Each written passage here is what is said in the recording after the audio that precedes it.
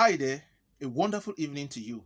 My name is Robinson Ario, and I am back with the third in the series of our title, How Chevron Underdevelops its Host Communities, with particular reference to the IRDC and CICD models. Now, in our previous versions, in our previous series, explained the difference between the IRDC and the CICD. Now, in the next few minutes, we will answer the question, why is it that we say that Chevron is underdeveloping these communities with specific reference to these two instruments? It may interest you to note that whereas Chevron in its business relations with companies, including companies that are registered on the basis of community patronage, insist on certain standards being maintained, including registration with the Corporate Affairs Commission, payment of tax, registration with NAPEMS, and what have you. In other words, they insist that each entity that relates with them passes through a very excruciating and detailed bureaucracy to ensure that due process are achieved. Indeed, Chevron is bound by a very interesting law called the FCPA, that's the Foreign Corrupt Practices Act, requiring Chevron to do due diligence check on every entity it relates with. It may interest you to know that Chevron does this religiously with all the companies it does business with. Now, on the other hand, while doing business with the communities, in this sense, while discharging the company's corporate social responsibility to the communities, Chevron throws caution to the winds.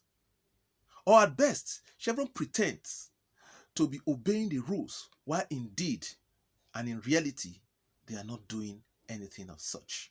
For example, it's on record that once upon a time, during the era of the GMOU, the very first chairman of the Ishekiri Regional Development Council, which is the framework, the instrument for delivering the content of the GMOU, one Honorable Mofe Pira, while he was chairman, he concluded his first tenure and he was going for his second tenure. And interestingly enough, every keen watcher saw that that gentleman was doing a yeoman's job. He was ensuring that the communities got what they deserve. He was less concerned with his own personal gains. I can attest to that. The truth of the matter is that nobody occupies a public office without getting some little largesse here and there. In other words, nobody is indeed perfect. But this gentleman was more concerned about what got to these communities than he was concerned about himself. And it happened that Chevron was not comfortable with him. And so, as soon as the slightest opportunity came, and indeed this gentleman was offered an appointment in government, Chevron in less than 2 weeks wrote a letter that his appointment with government throws up the issue of fidelity, the issue of compromise, and it challenges some of the terms and conditions, some of the provisions of the FCPA, that's the Foreign Corrupt Practices Act. And that was how the gentleman was edged out of office.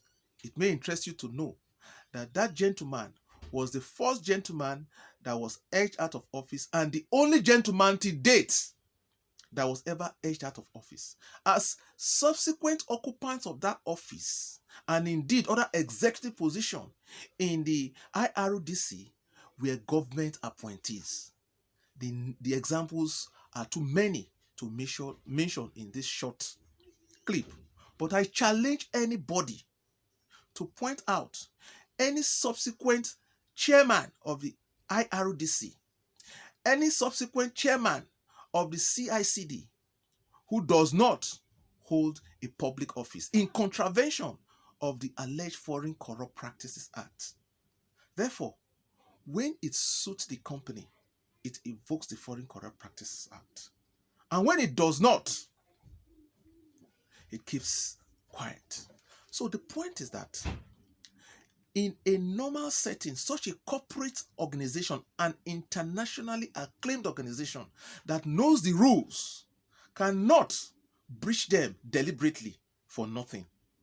And therefore, I conclude that it is because whenever there is a person in position who stands out for his people and Chevron is not comfortable, Chevron invokes the rules. It may interest you to know, funny enough, that as of today, there is a gentleman who is a vice chairman of the IRDC and a chairman of the CICD simultaneously. And indeed, Chevron does not see that as a breach of good faith. How funny life is. The point, therefore, is that we have a set of communities in which certain values of leadership are not being practiced, are not being encouraged by the company that holds the carrot, that determines who gets what in terms of corporate social responsibility. This company has come into this social milieu in which, prior to the company coming in, the people were well organized, well structured, and indeed, the feeling of fairness, the feeling of giving opportunity to all was much more there than it is now. It would appear, indeed, that what determines who gets into office today and who remains in office, as far as the Ishekiri Regional Development Council and the concerned Ishekiri Coastal Dwellers, that's the IRDC and the CICD, are concerned, it is whether such persons are agreeable in terms of the interests of Chevron as against that of the community. You may say that as elementary economics, defines the concept of opportunity cost, which is applicable to this situation, that the opportunity cost of having good governance in our communities, the opportunity cost of having accountability, the opportunity cost of giving a people an opportunity to groom leaders that will emerge to the national and state level, is the interest of Chevron exploring its oil at all costs. And that is why you will hear Chevron tell you that what we are here to do is business. But that is not what they tell the outside world. A few years ago, Chevron had boasted to Harvard University that they had very brilliant models that they wanted the university to study here in Nigeria. Unfortunately for Chevron, I was in the United States of America then. And I wrote to Chevron and warned the company that if they dare allow Harvard to embark on that journey, that I will personally expose the company as a hypocrite. Because indeed, that is what the company is. While being signatories to a couple of international conventions that portray the company as doing best practices in terms of encouraging local content, in terms of influencing the communities in which they operate to raise the standard of good governance, human rights, they indeed do the opposite. How many times have we seen situations where the company will enlist military men to storm communities and force their ways into the communities?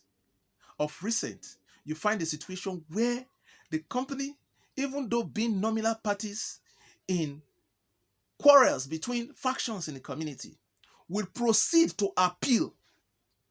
I mean, it is simple logic that when you are a nominal party in a case, you just stand there and watch the other two parties fight their way out. But strange enough, the company does all this. And these are things that the world needs to know. These are things that would properly state indeed what Chevron is doing in these communities.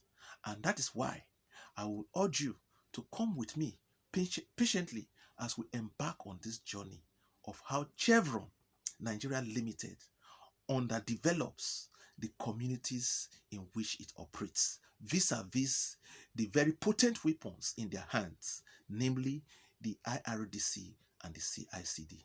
Thank you for listening, and I hope you join us next edition.